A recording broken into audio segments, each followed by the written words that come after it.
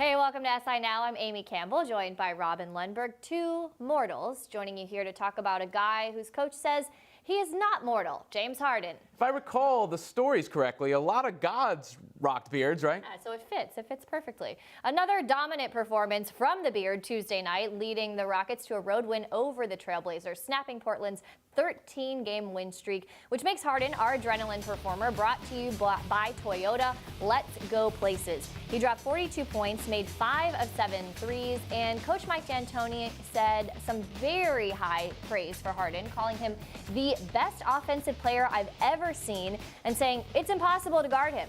Harden's having a monster season. I think we'd all agree that he's got a decent hold on that MVP award, but Robin, would you actually consider him the best player in the NBA? No, I wouldn't, and I think that's part of the conversation. Yeah. Not only do I think no one really considers him the best player, I don't think anyone considers him the second best player in the NBA, though his stats over the last several years are remarkably similar to Kevin Durant's. The reason for that? I think there's a few. One, he hasn't had the extended playoff run as the guy. Two, some people don't love the way he sort of manipulates the officials a little bit in how he plays his game. What D'Antoni says, though, might be correct. I mean, he's the best isolation player in the NBA. I'll say that because he can beat you with the three, he can beat you with the drive, he can pass, and he can draw those fouls. But I don't think anyone has more at stake this playoff run than James Harden. Because if he goes out there and plays the way he has all season and the Rockets do what many think they can do,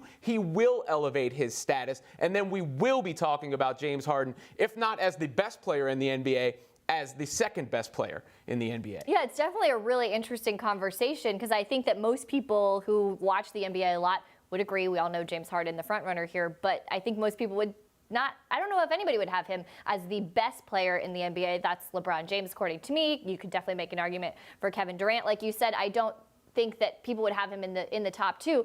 But again, with this award, it's definitely not for that person that is the best player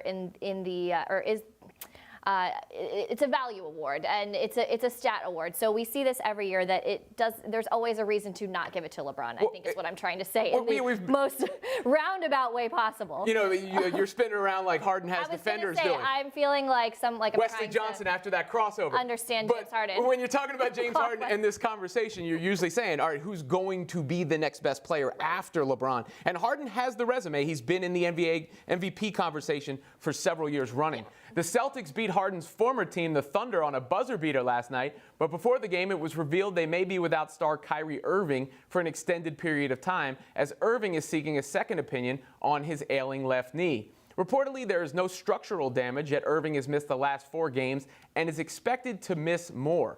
Should he play through pain for a possible Celtics playoff run? I think this is concerning because we've seen the knee injuries with Kyrie multiple times. March 11th was his last game when he went out and we heard that there was knee soreness. I just had that sinking feeling of like, oh no, not again. We've seen this before. He had that broken kneecap. He's missed so much time because of various knee issues. And knees are so tricky and you can't rush back from it. And even if you don't, you still may not be full strength. And I think it's a really interesting question. What should he do here? Because it's tough to say that the Celtics have any type of chance without him, but they are also not at full strength. They are banged up, and I don't know if they can compete. So I don't think it makes sense for him to rush it back when it's like, what are you rushing back for? Is it going to be worth it? The Celtics are done. They're finished this season. Done. It's over with. You know, with the Hayward injury, the Smart injury, and now the Kyrie injury, they've had a heck of a season. They've overachieved. Tatum's been great in his rookie season, and their future still looks great. And that's what Kyrie and Boston need to be concerned about. Their future, he's a big part of it. I'm not saying he shouldn't return at all this year if he gets healthy. Of course he should. But he should not return before he is healthy because that future run is more important than the present run, because I don't think they can do anything this season. And I think overachieved is a really good word there, because that potentially paints the picture that maybe they should go for something that they weren't expected to, when really next year was supposed to be the year, especially with that Hayward injury. They overachieved. Now you start thinking maybe they could do it this year. We'll see in May what they're doing. In Right. May, there's another big event, and that's Gennady Golovkin scheduled to meet Canelo Alvarez in the ring on Cinco de Mayo. However, the fight may be tainted as Triple G doesn't believe Alvarez's story regarding a positive drug test being due to tainted meat. He said, quote, "Again with Mexican meat, come on, I told you it's not Mexican meat. This is Canelo. This is his team. This is his promotion. Canelo is cheating. They are using these drugs and everybody is just trying to pretend it's not happening." So why would Triple G take this fight if that's what he believes? I read this interview, and his answer to that question continually was, it's boxing. I don't really know what he means by that. It was kind of a non-answer, but then he also continued to say people who do these kinds of things should be in prison, and he compared it to terrorism, so he went back and forth there.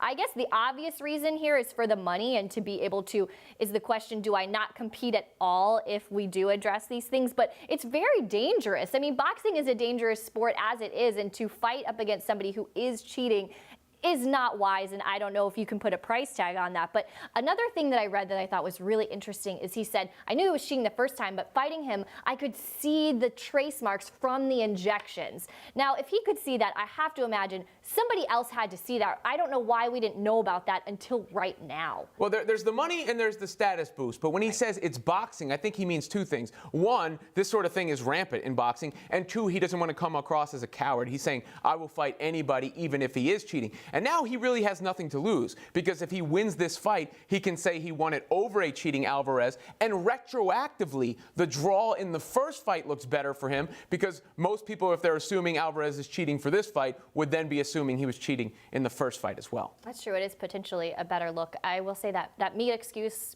not one I've ever heard before. I've heard bad sushi, but I don't know about bad meat. So does that work in the workplace for people? I know, guys, sorry, I'm not going to make it in because I was in Cancun, had some steak. Had some Mexican meat. I can't come back to work. Well, Tuesday, the WWE medically cleared Daniel Bryan after 2 years, and last night he made his return on SmackDown Live, and he looked like he did not miss a step.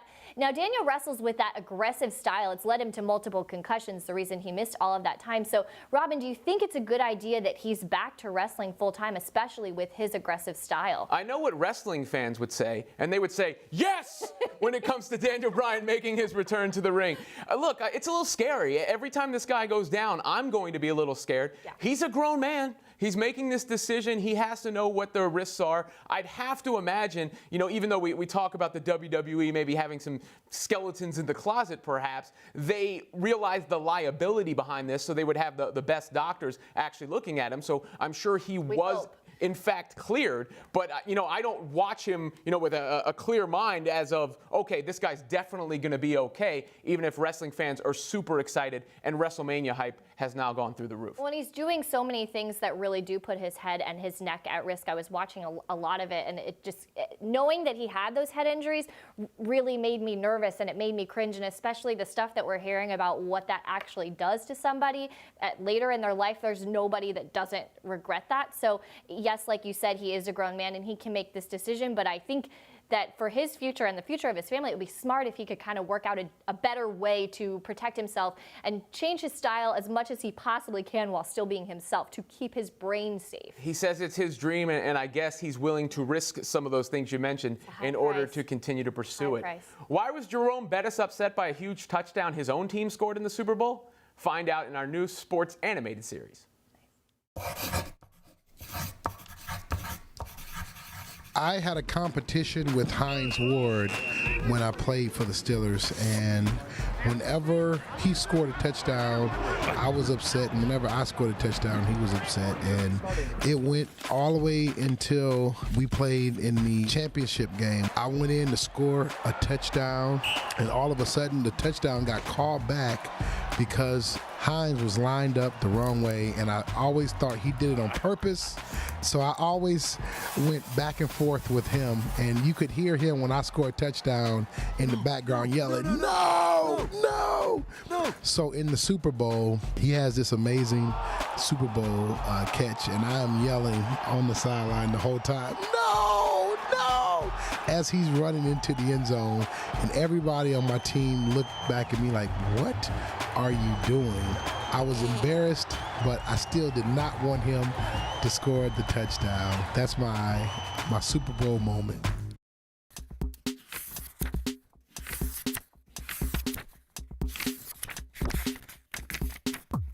DeAndre Ayton and others are out, but there are still plenty of NBA prospects to watch in the NCAA tournament. And to go over what we've seen from them in the tournament thus far and what they still need to work on, I have the front office's Jeremy Woo with me. Let's start with Jeremy, perhaps the highest riser in the tournament, Marvin Bagley III of Duke. What's your assessment of him right now?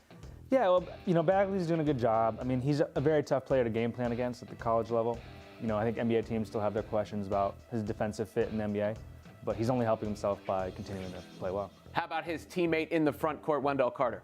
Yeah, so Wendell, does a little bit less scoring for Duke because Bagley's there. I think there's a sense among scouts that on a different team, he'd be even more productive as a scorer. But he's very well-rounded, doesn't have a lot of holes in his game. He's arguably just as important in the defensive sense, rebounding, passing. He's going to be very key for Duke against Syracuse in terms of unlocking the zone. Let's turn to the pro factory out of Kentucky.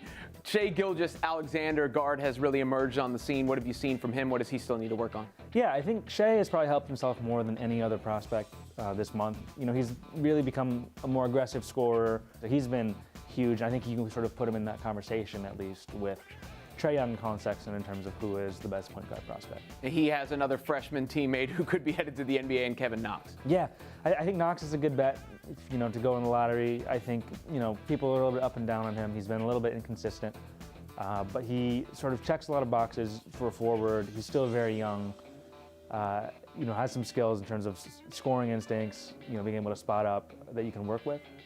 So he's an interesting long-term player, not going to be ready right away. Some other Wildcats still in the tournament. Villanova, of course. Mikal Bridges, maybe that prototypical 3-and-D prospect in the NBA? Yeah, exactly. What he does do well is very translatable in terms of his length on defense. He likes to defend. His three-point shooting has become, a real threat. So I think he's a pretty safe choice, sort of in that mid to late, probably closer to the back of the lottery. And then finally, we have the dunk and block highlight machine, Robert Williams of Texas A&M. Yeah, Robert Williams. It's nice to see him playing well at the right time of year. Another guy who really struggled with consistency. He's a very good rebounder, but for a guy who's as big and as strong as he is, I think he should probably get more easy baskets and dunks than he does. Part of it is the system at Texas A&M. He's playing with Tyler Davis, who's also a center. But Williams is a guy who can really take over a game if he is locked in. Those are the NBA prospects to watch as the NCAA tournament continues, courtesy of the front office's Jeremy Woo.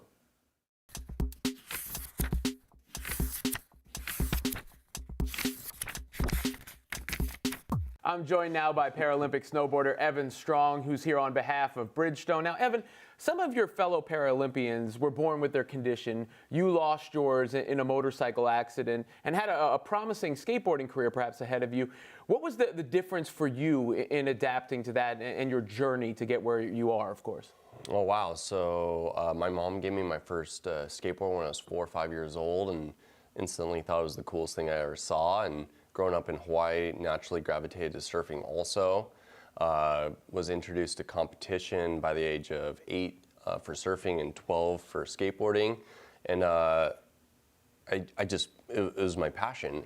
And I wanted my life to be just involved in board sports. And almost 18 years old, got struck by a drunk driver on my motorcycle. And the result of that was the amputation of my left leg. And that was a complete shock and my life being flipped upside down because my whole identity was like a part of being a professional skateboarder. It was my goal. I was well down that road of achieving that. And once I had a second chance at life, I came across a snowboard magazine in my hometown of Maui, Hawaii. And I was so blown away, wow, I love board sports. I can't believe I've never done this before. And packed up, moved to Lake Tahoe, California, learned to ride, got introduced to snowboard cross racing, and I've been doing it now for 10 years. But it fit like a glove. Being able, with a prosthetic legs, being able to strap into a snowboard with bindings and boots, I really got to excel really fast in it. And it's been a joy ever since. It's unbelievable to make that decision, right? I mean, where do you find that inspiration? Because obviously it's such a traumatic event to go through. Where do you find that inspiration where you say, okay, I'm going to do this and I'm going to excel at this now? Yeah, when I came to snowboarding, I never was like, oh, I want to become a Paralympic champion in snowboarding. It's like, after almost having your life be taken, it's like the will to live. It was just like, I want to do anything and everything. I want to celebrate in life just because I have a second chance. Now, when you look back now and all you've accomplished, do you feel like because you overcame that and because, of course, you got the medals right here to prove it, you're a stronger athlete now than you were before? Yeah, absolutely. I wanted to work hard to get back to life, and I wanted to enjoy my passions. It was never the goal to be like an Olympic champion. So I just wanted to live and live it to the fullest. And because of that perspective of almost losing my life, it was like the thing that fueled me more to show up and do better and to enjoy it more and more. And because of that, hardware on the table to show for it.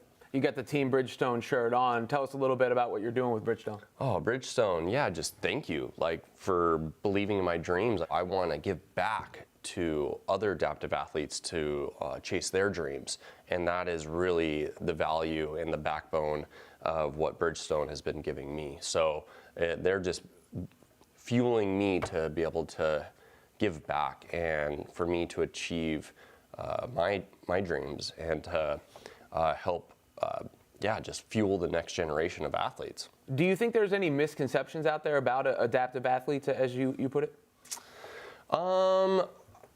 That's a great question.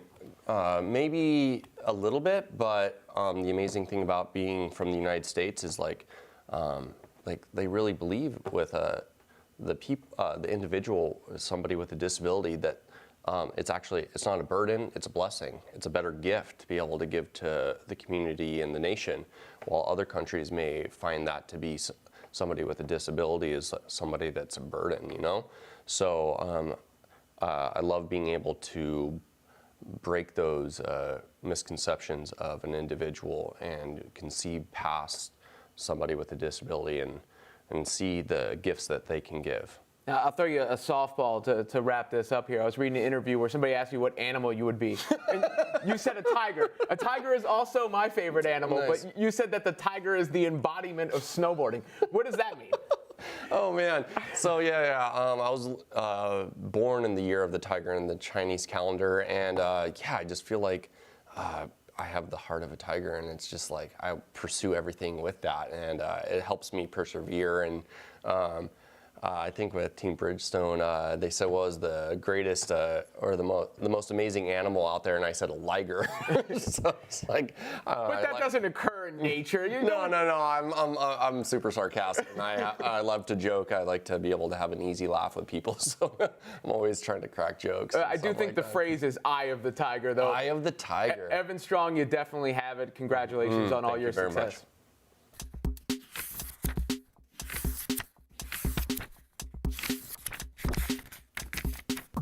There's no excuse for missing class at Harvard, so Ryan Donato made sure he was in his seat on Tuesday morning, even though he had 3 points for the Bruins on Monday night. The 21-year-old signed an entry-level contract Sunday and had a pretty nice NHL debut.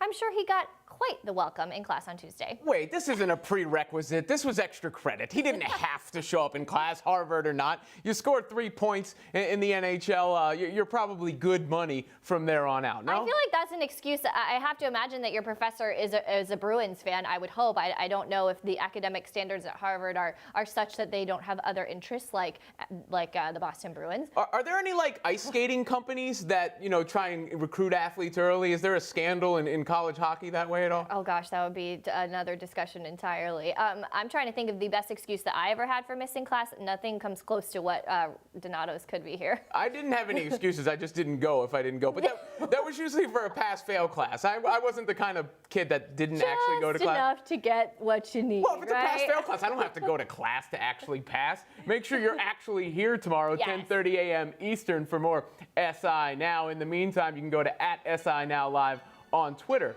for the latest videos and updates. Not just athletes that skip class. Come on. And even if you score 3 points, you need to watch the show tomorrow.